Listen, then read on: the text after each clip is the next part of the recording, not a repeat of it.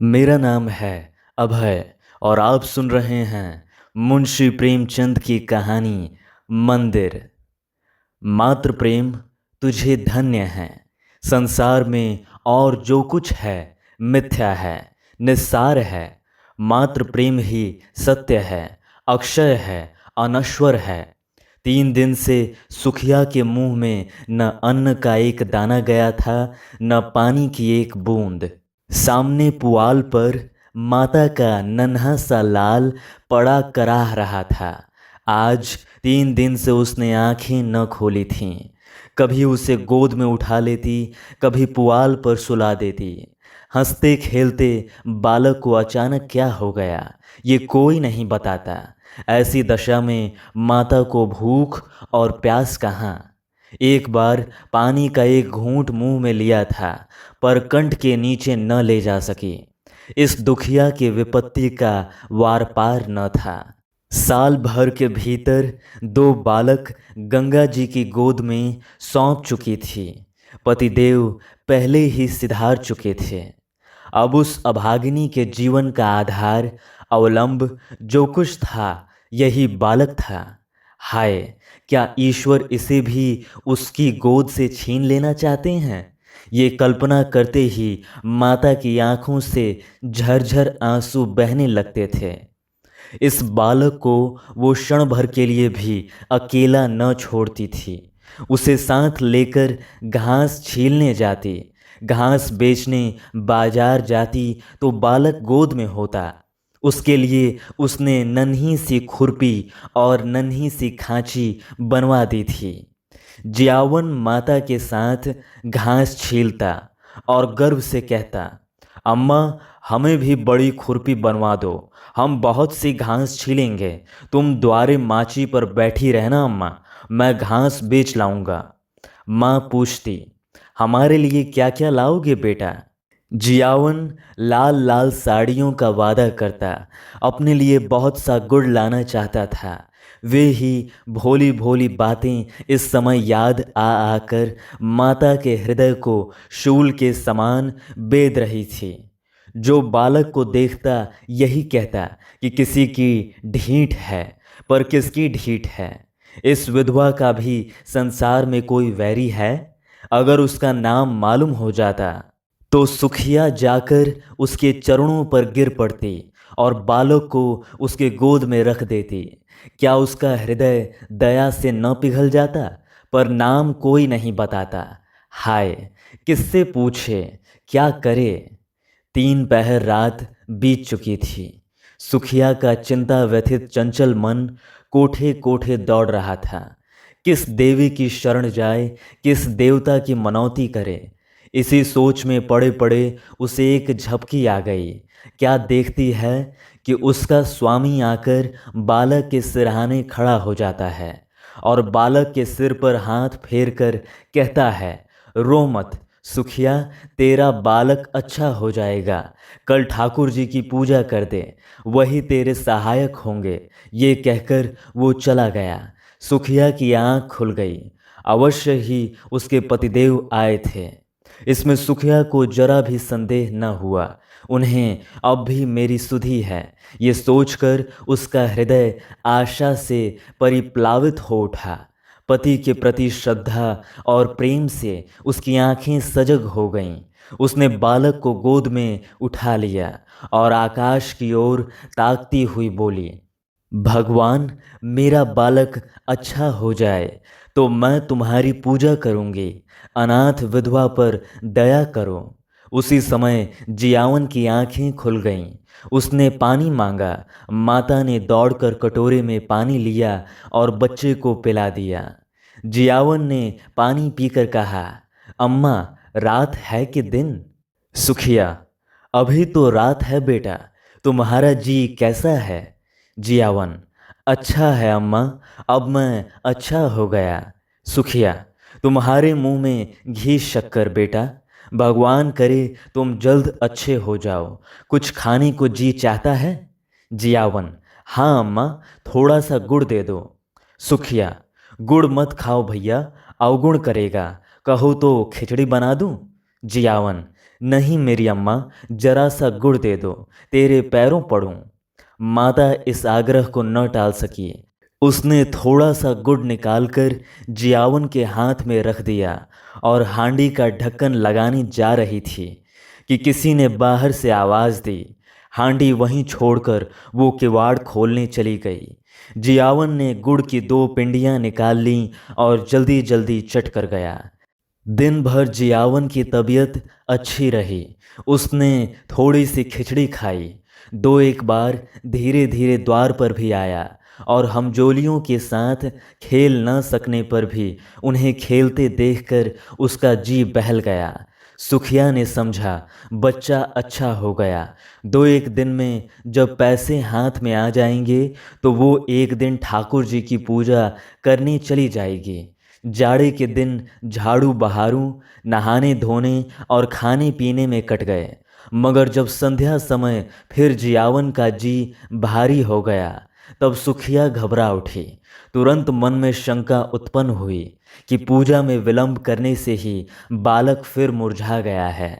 अभी थोड़ा सा दिन बाकी था। बच्चे को लेटाकर वो पूजा का सामान तैयार करने लगी। फूल तो जमींदार के बगीचे में मिल गए। तुलसी दल द्वार ही पर था, पर ठाकुर जी के भोग के लिए कुछ मिष्ठान तो चाहिए, नहीं तो गांव वालों को बांटेगी क्या। चढ़ाने के लिए कम से कम 1 आना तो चाहिए। सारा गांव छान आई, कहीं पैसे उधार न मिले। अब वो हताश हो गई। हाय रे अदिन, कोई 4 आने पैसे भी नहीं देता। आखिर उसने अपने हाथों के चांदी के कड़े उतारे और दौड़ी हुई बनिए की दुकान पर गई। कड़े गिरों रखे, बतासे लिए और दौड़ी हुई घर आई। पूजा का सामान तैयार हो गया तो उसने बालक को गोद में उठाया और दूसरे हाथ में पूजा की थाली लिए मंदिर की ओर चली। मंदिर में आरती का घंटा बज रहा था। 10-5 भक्तजन खड़े स्तुति कर रहे थे। इतने में सुखिया जाकर मंदिर के सामने खड़ी हो गई। पुजारी ने पूछा, क्या है रे, क्या करने आई है। सुखिया चबूतरे पर आकर बोली, ठाकुर जी की मनौती की थी महाराज, पूजा करने आई हूँ। पुजारी जी दिन भर जमींदार के असामियों की पूजा किया करते थे और शाम सवेरे ठाकुर जी की। रात को मंदिर ही में सोते थे। मंदिर ही में आपका भोजन भी बनता था, जिससे ठाकुर द्वारे की सारी अस्तरकारी काली पड़ गई थी। स्वभाव के बड़े दयालु थे, निष्ठावान, ऐसे कि चाहे कितनी ही ठंड पड़े, कितनी ही ठंडी हवा चले, बिना स्नान किए मुंह में पानी तक न डालते थे। अगर इस पर भी उनके हाथों और पैरों पर मैल की मोटी तह जमी हुई थी तो इसमें उनका कोई दोष न था। बोले, तो क्या भीतर चली आएगी? हो तो चुकी पूजा, यहाँ आकर भरभष्ट करेगी। एक भक्तजन ने कहा, ठाकुर जी को पवित्र करने आई है। सुखिया ने बड़ी दीनता से कहा, ठाकुर जी के चरण छूने आई हूँ सरकार, पूजा की सब सामग्री लाई हूँ। पुजारी, कैसी बेसमझी की बात करती है रे, कुछ पगली तो नहीं हो गई है? भला तू ठाकुर जी को कैसे छुएगी? सुखिया को अब तक कभी ठाकुर द्वारे में आने का अवसर न मिला था। आश्चर्य से बोली, सरकार, वो तो संसार के मालिक हैं, उनके दर्शन से तो पापी भी तर जाता है, मेरे छूने से उन्हें कैसे छूत लग जाएगी। पुजारी, अरे तू चमारिन है कि नहीं रे? सुखिया, तो क्या भगवान ने चमारों को नहीं सिरजा है? चमारों का भगवान कोई और है? इस बच्चे की मनौती है सरकार। इस पर वही भक्त महोदय जो अब स्तुति समाप्त कर चुके थे डपट कर बोले, मार के भगा दो चुड़ैल को, भरभष्ट करने आई है, फेंक दो थाली वाली, संसार में तो आप ही आग लगी हुई है। चमार भी ठाकुर जी की पूजा करने लगेंगे तो पृथ्वी रहेगी कि रसातल को चली जाएगी। दूसरे भक्त महाशय बोले, अब बेचारे ठाकुर जी को भी चमारों के हाथ का भोजन करना पड़ेगा। अब परलय होने में कुछ कसर नहीं है। ठंड पड़ रही थी, सुखिया खड़ी कांप रही थी। और यहाँ धर्म के ठेकेदार लोग समय की गति पर आलोचनाएं कर रहे थे। बच्चा मारे ठंड के उसकी छाती में घुसा जाता था, किंतु सुखिया वहाँ से हटने का नाम न लेती थी। ऐसा मालूम होता था कि उसके दोनों पांव भूमि में पड़ गए हैं। रह रहकर उसके हृदय में ऐसा उद्गार उठता था कि जाकर ठाकुर जी के चरणों पर गिर पड़े। ठाकुर जी क्या इन्हीं के हैं? हम गरीबों का उनसे कोई नाता नहीं है। ये लोग होते हैं कौन रोकने वाले? पर यह भय होता था कि इन लोगों ने कहीं सचमुच थाली वाली फेंक दी तो क्या करूंगी। दिल में ऐंठ कर रह जाती थी। सहसा उसे एक बात सूझी। वो वहाँ से कुछ दूर जाकर एक वृक्ष के नीचे अंधेरे में छिपकर इन भक्तजनों के जाने की राह देखने लगी। आरती और स्तुति के पश्चात भक्तजन बड़ी देर तक श्रीमद् भागवत का पाठ करते रहे। उधर पुजारी जी ने चूल्हा जलाया और खाना पकाने लगे। चूल्हे के सामने बैठे हुए हूँ हूँ करते थे और बीच बीच में टिप्पणियाँ भी करते जाते थे। 10 बजे रात तक कथा वार्ता होती रही और सुखिया वृक्ष के नीचे ध्यानावस्था में खड़ी रही। सारे भक्त लोगों ने एक एक करके घर की राह ली। पुजारी जी अकेले रह गए। अब सुखिया आकर मंदिर के बरामदे के सामने खड़ी हो गई, जहाँ पुजारी जी आसन जमाए बटलोई का शुद्धावर्धक मधुर संगीत सुनने में मग्न थे। पुजारी जी ने आहट पाकर गर्दन उठाई तो सुखिया को खड़ी देखा। चिढ़कर बोले, क्यों रे, तू अभी तक खड़ी है? सुखिया ने थाली जमीन पर रख दी और एक हाथ फैलाकर भिक्षा प्रार्थना करती हुई बोली, महाराज जी, मैं अभागिनी हूँ। यही बालक मेरे जीवन का अलम है। मुझ पर दया करो। 3 दिन से इसने सिर नहीं उठाया। तुम्हें बड़ा जस होगा महाराज जी। ये कहते कहते सुखिया रोने लगी। पुजारी जी दयालु तो थे, पर चमारिन को ठाकुर जी के समीप जाने देने का अश्रुतपूर्व घोर पातक वो कैसे कर सकते थे? न जाने ठाकुर जी इसका क्या दंड दें। आखिर उनके भी बाल बच्चे थे। कहीं ठाकुर जी कुपित होकर गांव का सर्वनाश कर दें तो? बोले, घर जाकर भगवान का नाम ले, तेरा बालक अच्छा हो जाएगा। मैं ये तुलसी दल देता हूँ, बच्चे को खिला दे, चरणामृत उसकी आंखों में लगा दे। भगवान चाहेंगे तो सब अच्छा ही होगा। सुखिया, ठाकुर जी के चरणों पर गिरने न दोगे महाराज जी? बड़ी दुखिया हूँ। उधार काट कर पूजा की सामग्री जुटाई है।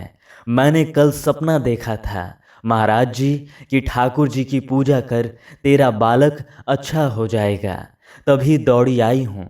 मेरे पास 1 रुपया है, वो मुझसे ले लो, पर मुझे एक क्षण भर ठाकुर जी के चरणों पर गिर लेने दो। इस प्रलोभन ने पंडित जी को एक क्षण के लिए विचलित कर दिया, किंतु मूर्खता के कारण ईश्वर का भय उनके मन में कुछ कुछ बाकी था। संभल कर बोले, अरे पगली, ठाकुर जी भक्तों के मन का भाव देखते हैं कि चरण पर गिरना देखते हैं? सुना नहीं है, मन चंगा तो कठौती में गंगा।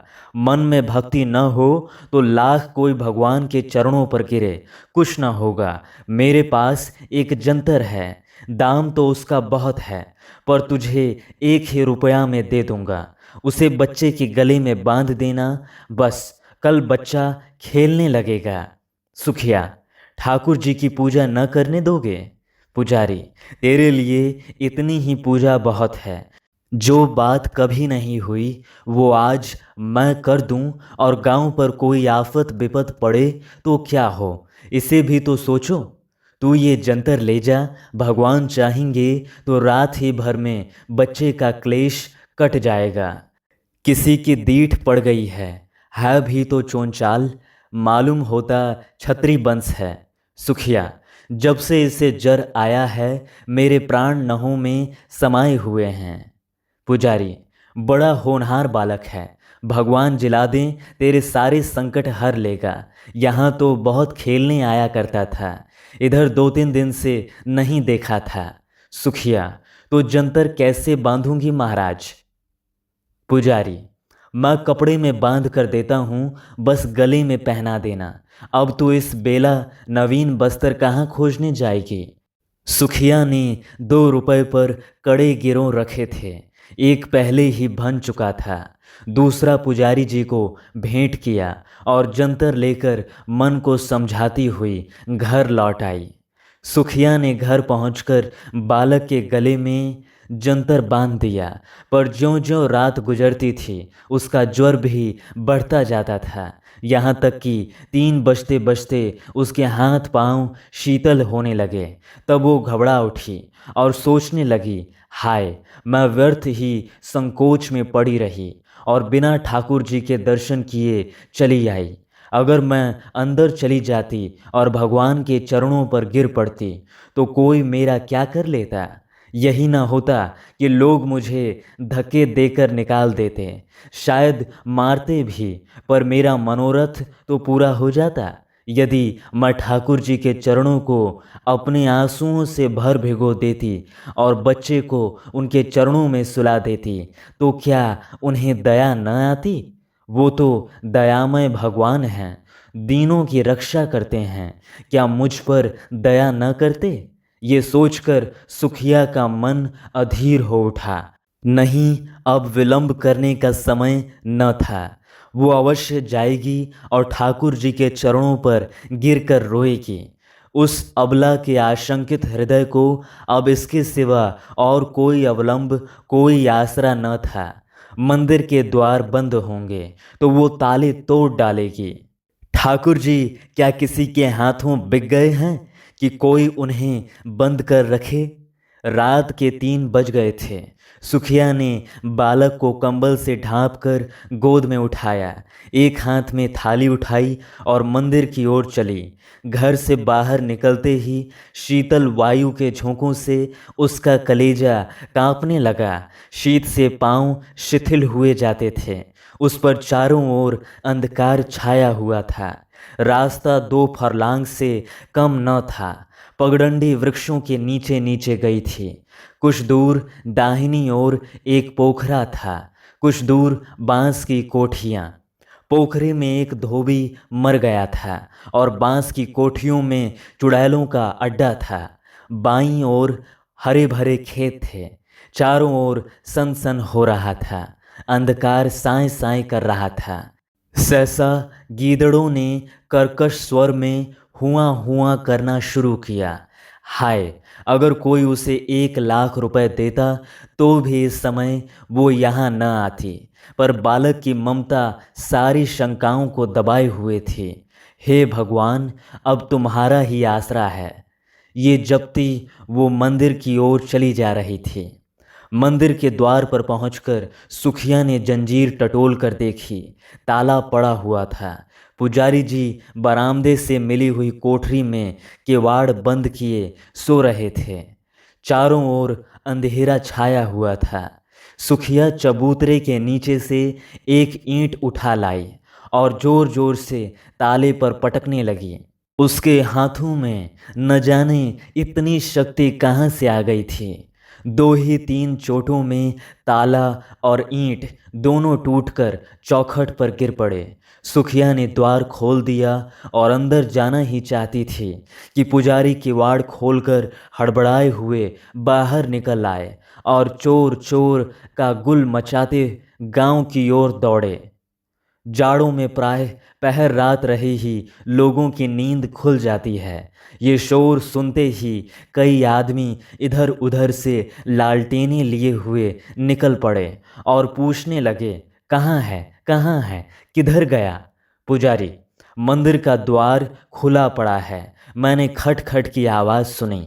सहसा सुखिया बरामदे से निकलकर चबूतरे पर आई और बोली, चोर नहीं है, मैं हूँ, ठाकुर जी की पूजा करने आई थी। अभी तो अंदर गई भी नहीं, मार हल्ला मचा दिया। पुजारी ने कहा, अब अनर्थ होगा। सुखिया मंदिर में जाकर ठाकुर जी को भ्रष्ट कर आई। फिर क्या था, कई आदमी झल्लाए हुए लपके और सुखिया पर लातों और घूंसों की मार पड़ने लगी। सुखिया एक हाथ से बच्चे को पकड़े हुए थे और दूसरे हाथ से उसकी रक्षा कर रही थी। एकाएक बलिष्ठ ठाकुर ने उसे इतनी जोर से धक्का दिया कि बालक उसके हाथ से छूटकर जमीन पर गिर पड़ा, मगर वो न रोया, न बोला, न सांस ली। सुखिया भी गिर पड़ी थी। संभलकर बच्चे को उठाने लगी तो उसके मुख पर नजर पड़ी। ऐसा जान पड़ा मानो पानी में परछाई हो। उसके मुंह से एक चीख निकल आई। बच्चे का माथा छूकर देखा, सारी देह ठंडी हो गई थी। एक लंबी सांस खींचकर वो उठ खड़ी हुई। उसकी आंखों में आंसू न आए। उसका मुख क्रोध की ज्वाला से तमतमा उठा। आंखों से अंगारे बरसने लगे। दोनों मुट्ठियां बंध गईं। दांत पीस कर बोली, पापियों, मेरे बच्चे के प्राण लेकर दूर क्यों खड़े हो? मुझे भी क्यों नहीं उसी के साथ मार डालते? मेरे छू लेने से ठाकुर जी को छूत लग गई। पारस को छूकर लोहा सोना हो जाता है, पारस लोहा नहीं हो सकता। मेरे छूने से ठाकुर जी अपवित्र हो जाएंगे। मुझे बनाया तो छूत नहीं लगी। लो, अब कभी ठाकुर जी को छूने नहीं आऊंगी। ताले में बंद रखो, पहरा बैठा दो। हाय, तुम्हें दया छू भी नहीं गई। तुम इतने कठोर हो, बाल बच्चे वाले होकर भी तुम्हें एक अभागिन माता पर दया न आई। तिस पर धर्म के ठेकेदार बनते हो। तुम सब के सब हत्यारे हो, निपट हत्यारे हो। डरो मत, मैं थाना पुलिस नहीं जाऊंगी। मेरा न्याय भगवान करेंगे। अब उन्हीं के दरबार में फरियाद करूंगी। किसी ने चूं न की, कोई मिनमिनाया तक नहीं। पाषाण मूर्तियों की भांति सब के सब सिर झुकाए खड़े रहे। इतनी देर में सारा गांव जमा हो गया था। सुखिया ने एक बार फिर बालक के मुंह की ओर देखा। मुंह से निकला, हाय मेरे लाल। फिर वो मूर्छित होकर गिर पड़ी। प्राण निकल गए। बच्चे के लिए प्राण दे दिए। माता, तू धन्य है।